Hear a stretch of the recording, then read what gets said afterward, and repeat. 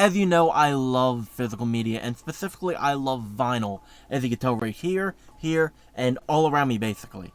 And unfortunately, there are a lot of new albums that do not get to make it on vinyl. There are some that do, like Twisted Revelation. I believe this is from 2020, yep. It's hard to see because it's silver and it's all shiny and But there are a lot of albums where they were never released on vinyl. Some of them had like maybe a CD release, or a cassette release maybe, but some of them have never even had a physical release at all. So today I picked my top 5 for now, my top 5 albums that should be on vinyl. Now I want to make clear I did think of this like months ago, and I was actually thinking of ways to contact some underground labels and hey, can I help you make vinyl? But I never ended up making a video about it, even though I really wanted to. And I wanted to shout out a channel I saw do this recently. Her name is Simply Lily. I watched her first part on it. She has 2 parts out now. First one she went over like more pop-based stuff, like I think she talked about Sabrina Carpenter, One Direction, stuff like that.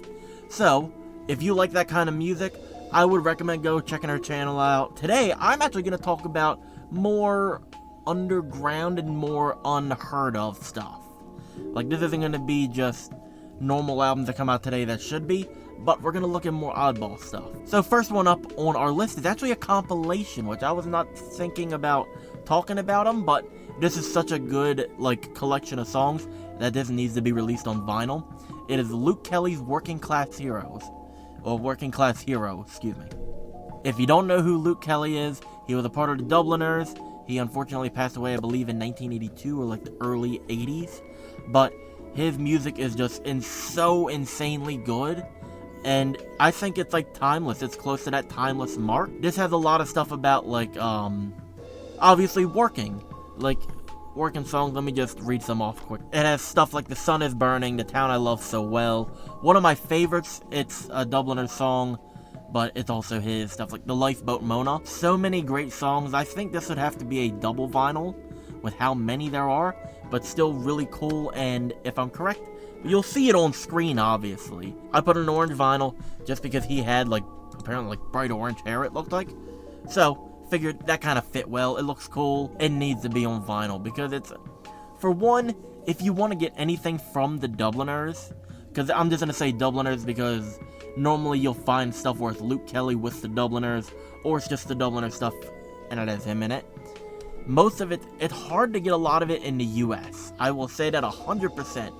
Every single Dubliners release I have is either UK or Irish pressings, because that's pretty much where they mainly press them. I think I even have one that's another oddball release, like from another country, but I don't have a US one other than maybe a compilation somewhere in this cavern. Next one up is Dark Half's Graveyard Blues, which is in one of my top 50 albums of all time. Like, this is so good.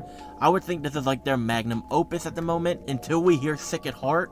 Damien Quinn, if you ever see this video, please give me an update on this album. I am dying to hear it. Now, if you don't know who Dark Half are, they were a horrorcore group that was on Lyrical Snuff Productions. Unfortunately, the one member, Gino, ended up passing away in 2015, so a lot of the music and album progress pretty much came to a halt then. There is a spin-off group called Cult Activity with Damien Quinn from Dark Half, Bloody Ruckus, and Saw the Ghost. They put out an album in 2019. It's pretty damn good. There has not been much info about Sick at Heart, which would be Dark Half's last album. You can find the single Cult, which was teased during the NetFest celebration thing. So that song is amazing. So if that's how good that is, I can't wait to hear the whole album. Now, Graveyard Blues, it came out in 2012, and obviously one of their best albums. It has some of their best songs. One of my favorites, Toxidermy. There's Dilemma, which is the one a lot of people know from it. F You, I Hate You, Wilted Flowers, Born Inside a Casket. So many great hits on this, and I think the last song is amazing. I think it's Walk Into My Grave, and the intro actually features a song that's like a sampled. It's a song called, I think it's called Last Kind Word Blues by Geeshie Wiley. Now, she is a very obscure folk artist from the 1930s. Now, for this one, this is a hefty album, so this is on double vinyl. It's on, obviously, blue, because the album cover is blue. Makes sense. This is one, I feel like if anything, LSP should put this one out first.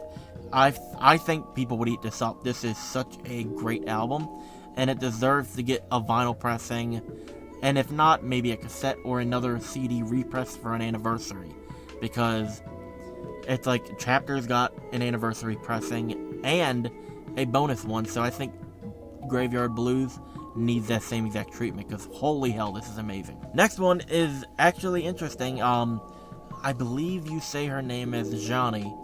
I've heard people say it that way, so that's how I'm saying it. It's Z-H-E-A-N-I. This is her EP 8, which does not have a vinyl press, but does have a cassette pressing. Now, her other albums actually do have vinyl pressings. So many great tracks. I know Fear is the Mind Killer is on here, but also has songs like Nobody, Tap Out, and Thought Criminal. Honestly, a very underrated EP in general when you have such a strong song on it, and I feel like this deserves a vinyl press of its own.